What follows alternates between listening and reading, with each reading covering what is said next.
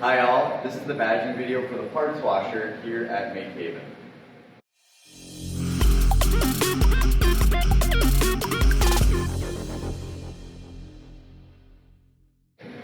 So the parts washer is a tool that's really simple. It just has a solvent down in this basin and a pump that pumps that solvent over parts. After running for a few minutes or hours, even overnight, it will help to dissolve the gunk, grease, built up crud that might be on your part. It is really, a solvent mostly designed for greases and oils that will help break it down and clean the part instead of scrubbing and grinding and other cleaning techniques. So it is obviously very useful. There are some safety concerns, so we'll cover those briefly.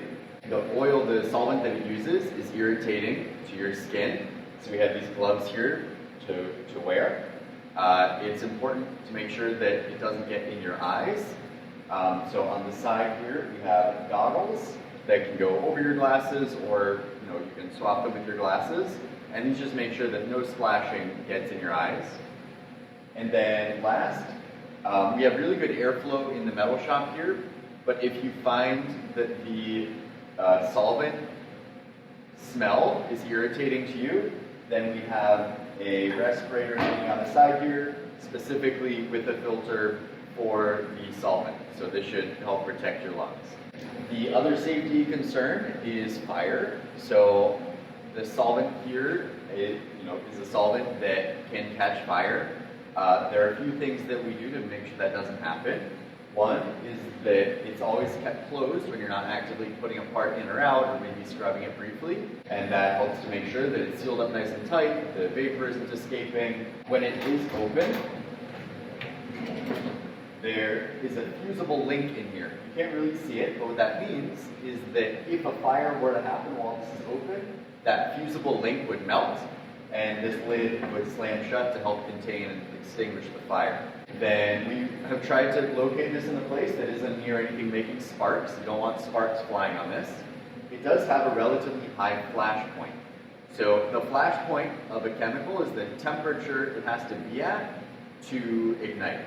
And this is 141 degrees Fahrenheit, which is pretty hot. So realistically, it won't catch fire on you unless you do something a little weird. All the same, we want to make sure that it is kept shut and we don't have anything sparky or fiery near it that could potentially cause a fire. When it is either running or not running, but not actively being used, we just latch the lid to keep it nice and tightly closed. And then, down the road, after it's been used for a long time and the solvent needs to be drained, we have empty drums down underneath here.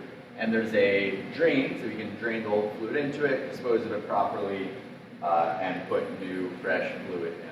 When your piece is done being cleaned, you can just kind of let it drip dry in the container for a while. But if you want to use a paper towel or rag to wipe it off more quickly, then just make sure to dispose of those in the red oily waste containers, so that if they're protected from sparks. And if they do catch fire, they are contained. If you do get the solvent on your hands, just make sure to go over to the sink and wash your hands well with soap to get the solvent off. Get the solvent in your eyes somehow, then make sure to go over to the eye wash station by the slot sink in the main room and spray your eyes out for at least 5 minutes with the spraying hose. And if you take a big breath of the solvent somehow, because your face is in there for some reason, then the best thing to do is to close the lid and go to fresh air, and then obviously, call for medical help if you feel like you need it. It's important to not put any oily rags in this bin because it's not as well protected. And the fire extinguishers in this room are located over on that wall. So if there were to be a fire, you could grab those to extinguish the fire. So now we will look on the inside here. Just gonna open it up. Just a reminder to close and secure the lid when you're not using it. And inside we have a few brushes, the spritzer, and then just a basket to put parts in if you want them fully submerged in the solvent. This switch is on the side here to turn this on.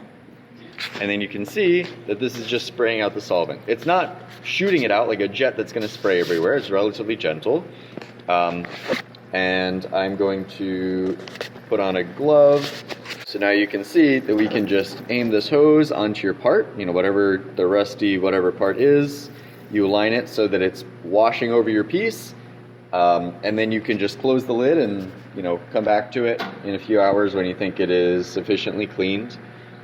Then obviously again with gloves and the goggles and the mask, if you want, you can scrub the piece to make sure it is as clean as you want. You can see that already the solvent has a bit of a color to it, but it's still pretty clear. It's not gunked up. And when you're done using it, just make sure to flip the switch off and close the lid and latch it.